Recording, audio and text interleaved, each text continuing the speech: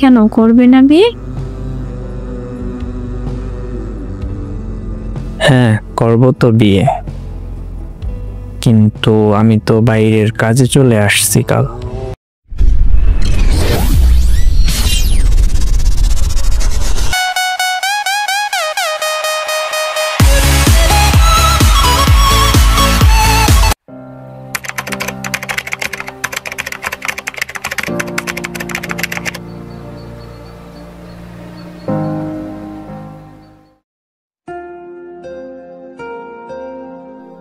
ওর সঙ্গে আমার দেখা হয়েছিল আমার দিদির পরিচয় থেকে। ফার্স্টে আমরা এমনি কথা বলতাম, আস্তে আস্তে ও আমার কাছ থেকে আমার নাম্বারটা নিল। এরপরে আমরা কথা বলা স্টার্ট করলাম। হাই পিয়া। বলো। কি করছো তুমি? বসে আছি। ও আচ্ছা, তো দেখা করবা কবে? আমার তো একটু সময় মধ্যে থাকতে হয়, ঠিক একদিন দেখা করব। আচ্ছা ঠিক আছে।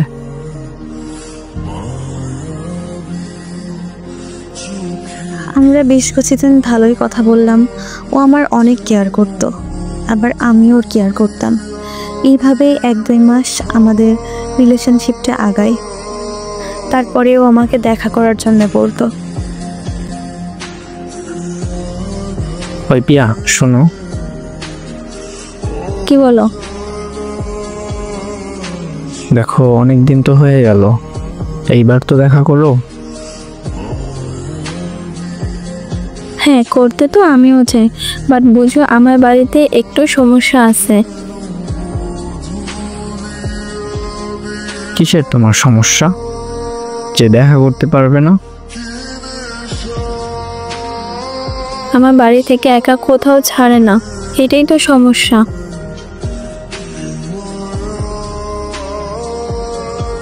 তো কি দেখা হবে না আমাদের? সে তো করবো দেখা, ঠিক।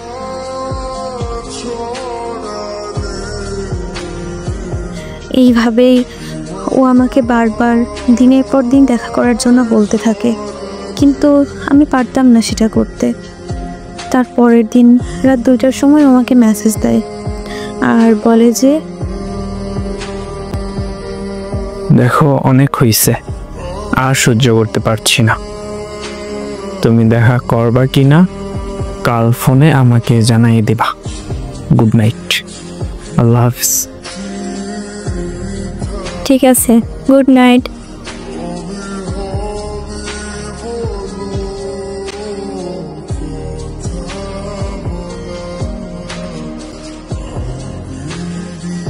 শোনো আমি, হ্যাঁ বলো। আমি চাই দেখা করতে, কিন্তু আমার সমস্যাটা একটু বোঝো প্লিজ। উফ, তুমি যদি আমার সমস্যাটা না বোঝো তাহলে কে বুঝবে?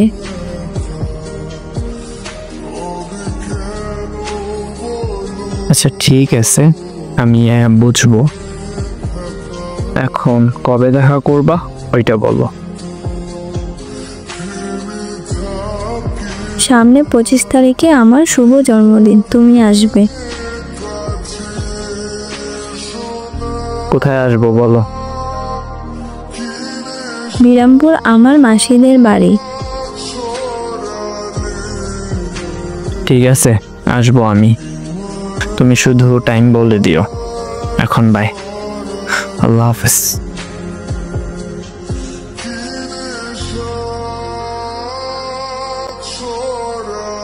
এইভাবে দেখতে দেখতে আমার বার্থডের দিনটা চলে এলো। আমি মাসির বাড়ি চলে গিয়েছিলাম ওইখানে আমার বার্থডেটা মানাতে। এরপরে ওকে আমার দিদির বিএফ কল দিয়ে বলে যে কখন কোথায় আসতে হবে আমার সঙ্গে দেখা করতে। সন্ধ্যা হয়ে যায়, আমি আর আমার দিদির বিএফ বেরিয়ে গেলাম ঘুরতে।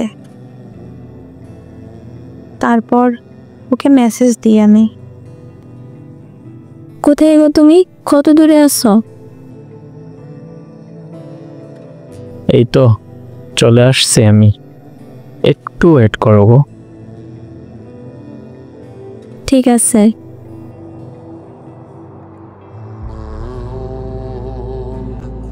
তারপরে সে আমার সঙ্গে দেখা করতে এলো। আমরা বেশ কিছুক্ষণ টাইম কাটালাম। তারপরে বাড়ি যাবার সময় আমাকে টাটা দিল, আমি ওকে টাটা দিলাম। সেই সময় আমাদের মাসির বাড়ির সামনের একটা লোক আমাদেরকে দেখে ফেলে। তারপর আমার মাসিকে ওই লোকটা সব কিছু বলে দেয়, এমনকি আমার দিদিও আমার মাসিকে বলে দেয় আমাদের সম্পর্কের বিষয়ে। তারপরে ওর সাথে বেশি কথা হতো না। ওই কথা বলবি না তো, বাই। না গো, আমার মা জেনে গেছে, ফোনটা নিয়ে গেছে। ও আমাদের বিয়ে হয়তো জীবনেও মানবে না। আমি তো আছি, চিন্তা করো না। এরপর আমাদের কথা বেশি হতোই না। ও সেই রকম টাইম পেত না, আবার ফোনটাও আমার কাছে থাকতো না। আমি ফ্রেন্ডদের ফোন দিয়ে মাঝে মাঝে ওকে কল দিতাম। একটা বছর কাটলো এমনভাবে। তারপর ওই শোনো না, একটা কথা বলবো। বলো। চলো আমরা বিয়েটা করে নিই, তুমি কি বলো? ও তাই? কেন করবে না বিয়ে? হ্যাঁ করব তো বিয়ে, কিন্তু আমি তো বাইরের কাজে চলে আসছি কাল। আমাকে তো বলনি। ভুলে গেছিলাম।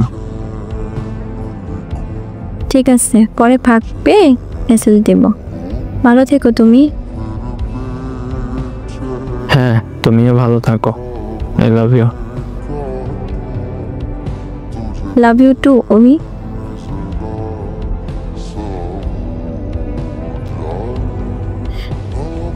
এইভাবেই চলতো কথা।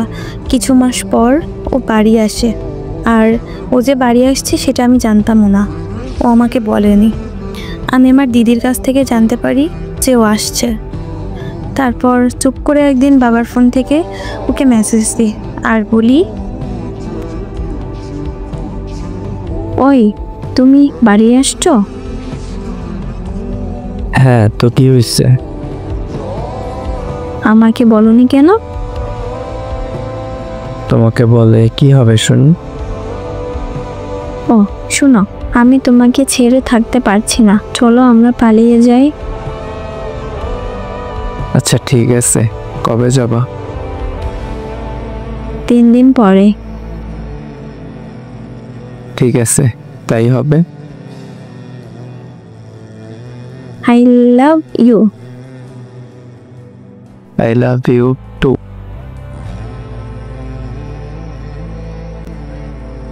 তারপরে দেখতে দেখতে দিনটা চলে এলো ওর সাথে পালাবার। আর আমি ওকে ফোন দিই, ও আমাকে নিতে আসে। এরপরে আমরা দুইজন ওর বাড়ির ওইখানে যাই। রাত তখন প্রায় 10টা হবে। ও বাড়ি যায় আর আমাকে বলে, তুমি দাঁড়াও, আমি আসতেছি বাসা থেকে।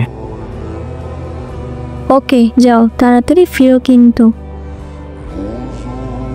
আচ্ছা ওকে ঠিক আছে।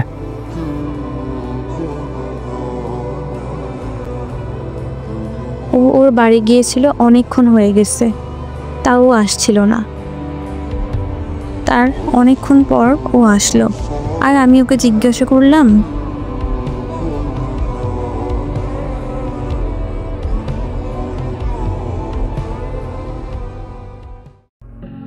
আসসালামু আলাইকুম। 1 লাখ সাবস্ক্রাইব উপলক্ষে যে কিছু স্পেশাল ভিডিও বানাইয়া তারপর আবারও গল্প দেওয়া শুরু করলাম। তো এই গল্পের এইটা হয়েছে গিয়া প্রথম পর্ব, আর তারপরে শেষ পর্ব। তো এই প্রথম পার্টটা আপনাদের কাছে কেমন লাগছে জানাইবেন।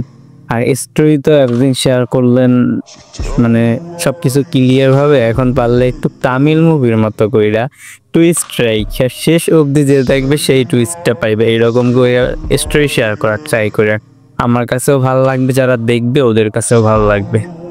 যাই হোক, এই স্টোরির পরে কি আছে, মানে এই স্টোরিতে কি হয়, আপনাদের অনুমান কি জানাইয়েন। আর গল্প শেয়ার করলে অবশ্যই পেজে নক দিবেন, আর যারা গল্প দিছেন একটু অপেক্ষা করেন, আপনাদেরটাও আপলোড করা হবে।